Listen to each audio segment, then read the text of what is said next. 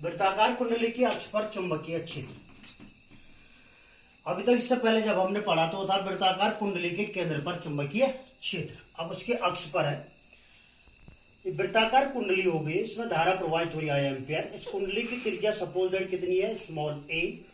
इसका केंद्र है ओ। इसके अक्ष से, इसके केंद्र से अक्षीय बिंदु है पी। अक्षीय बिंदु क्या है, पी। उस बिंदु पी पर हमने क्या निकाला, चुंबकीय क्षेत्र निकालना। क्या निकालना है, चुंबकीय क्षेत्र निकालना है। तो इस केंद्र ओ से, वृत्ताकार कुंडली के केंद्र ओ से अक्षीय बिंदु की दूरी है कितनी, एक्स। कितनी दूरी है, एक्स। इस पर हमने क्या किया, अल्पांश लिया है। एक ऊपरी सिरा पर लिया है ए बी अल्पांश, इसी के बराबर दूसरा सिरा निचले सिरे पर लिया है ए डैश बी डैश। इस अल्पांश की लंबाई है कितनी, डेल्टा एल दोनों जगह। तो डेल्टा एल इससे, इस अल्पांश से हमने अक्षीय बिंदु को मिलाया। तो इसका जो झुकाव कोण है माना कितना है, अल्फा है। कितना है, अल्फा है। और इस अल्पांश से, चाहे नीचे वाला अल्पांश चाहे ऊपर, इसके अल्पांश से इसकी दूरी कितनी है, स्मॉल आर। Small are. तो बच्चों क्या है, बायो सावर्ट का नियम बोलता है कि अल्पांश के कारण जो चुंबकीय क्षेत्र होगा उसका सूत्र आप कई बार पढ़ चुके हैं, delta B equal to mu 0/4 pi I delta L sine theta upon R square. अब यहां पर जो केंद्रीय बिंदु, केंद्र है ओ, इसके द्वारा ये अक्षीय बिंदु, जो बिंदु पी है, इस पर बनाएगा कोण कितना है, 90 डिग्री। 90 डिग्री बनाएगा। Sine and equal to 1, delta B equal to mu 0/4 pi I delta L upon R square. अब यहां पर क्या है, जो ये दो अल्पांश है ए बी और ए डैश बी डैश, दोनों की लंबाई बराबर है, अल्पांश डेल्टा लिया है। इनके द्वारा अलग चुंबकीय क्षेत्र है, डेल्टा बी और डेल्टा बी। मान बराबर है, अल्पांश बराबर है तो मान भी बराबर होगा, लेकिन डायरेक्शन क्या होगी, अलग अलग। इसकी डायरेक्शन ऐसी होगी, इसकी डायरेक्शन इस प्रकार होगी। तो अब ये जो अल्फा कोण बनाया गया, इसके कारण दो घटकों में वियोजित किया गया, दोनों के कारण। एक के कारण होगा delta B cos of alpha, दूसरे के कारण भी होगा delta B cos of alpha. जो ऊर्ध्वाधर घटक है, वर्टिकल कंपोनेंट, दोनों के दोनों परस्पर क्या हो जाते हैं, क्योंकि सेम है तो परस्पर निरस्त हो जाते हैं। और जो हॉरिजॉन्टल क्षैतिज घटक है, delta B cos theta sine alpha, sorry delta B sine alpha, दोनों क्या है, बोथ इन सेम डायरेक्शन, तो परस्पर क्या हो जाते हैं, जुड़ जाते हैं। अर्थात अब हमारे पास क्या होगा, जो चुंबकीय क्षेत्र होगा इस बिंदु पी पर, अक्षीय बिंदु, इस पर डेल्टा एल के कारण जो हमारे पास मैग्नेटिक फील्ड होगा, तो बी इक्वल हो जाएगा integration delta B sine alpha. क्योंकि जो वर्टिकल कंपोनेंट है वो क्या हो जाते हैं, कैंसिल, और जो हॉरिजॉन्टल कंपोनेंट है वो ऐड हो जाता है। तो B equal to integration delta B sine alpha. Delta B का मान रखा mu 0/4 pi I delta L, delta B का साइन अल्फा। तो डेल्टा बी का मान हो गया हमारे पास mu 0/4 pi I delta L upon R square, और इंटू हो गया साइन अल्फा। अब यहां पर हमारे पास एक ट्रायंगल बन रहा है, इसमें ये एंगल हो गया, तो साइन अल्फा इक्वल हो जाएगा आपका लंब बटे कर्ण। लंब बटे कर्ण, ये आधार हो गया, इसके सारे बना तो लंब हो गया, एक कर्ण हो गया।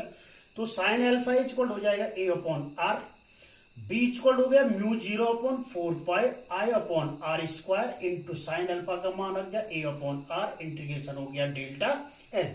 अब डेल्टा एल कहां है, डेल्टा एल है इस वृत्ताकार कुंडली की परिधि पर, और परिधि इक्वल भी क्या हो जाता है, 2 पाई आर।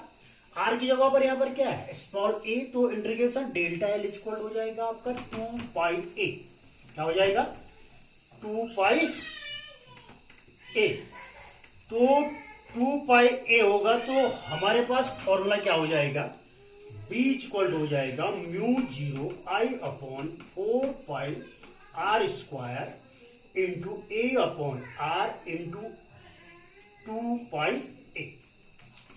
2 पाई ए, तो 2 पाई 2 पाई 2, और बचा क्या हमारे पास, बी इक्वल टू बचा 2 mu 0 I into A square, A into A equal to A square upon 2 R cube, R square into R equal to क्या हो जाएगा, आर क्यूब हो जाएगा। क्या हो जाएगा, आर क्यूब।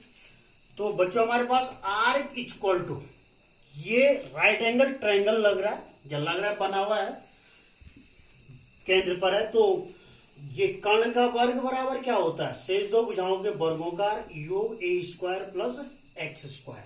पढ़ा है आपने, पढ़ा है पाइथागोरस प्रमेय में। बी इक्वल हो जाएगा mu zero I A square upon 2 R cube का मतलब A square plus X square R cube. R square equal इतना है तो आर इक्वल क्या हो जाएगा, under root A square plus X square. तो आर की वैल्यू रखेंगे A square plus X square का रूट और पावर कितनी है 3, तो सारे का पावर हो जाएगी 3/2। 1/2 किसके लिए हो गया, अंडर रूट के लिए, और पावर कितनी है 3, तो ये हो गया B equal to mu zero I A square upon 2 into A square plus X square whole power 3/2। और सपोज दैट आपके पास नंबर ऑफ टर्न फेरों की संख्या बराबर कितनी दी गई है, फेरों की संख्या बराबर अगर दिया गया है n, तो ये फॉर्मूला हो जाएगा आपका mu zero N I A square upon 2 into A square plus X square whole power 3/2, सारे की पावर 3/2। समझ गए। और अगर मैं इसी को अगर क्या कर दूं, सपोज दैट अगर यहां पर लिख दूं इफ x इक्वल टू 0, मतलब x क्या है, डिस्टेंस फ्रॉम सेंटर ऑफ क्या, सर्कुलर लूप। सर्कुलर लूप का मतलब वृत्ताकार लूप भी कहते हैं इसको, जो कुंडली क्या कहा गया है।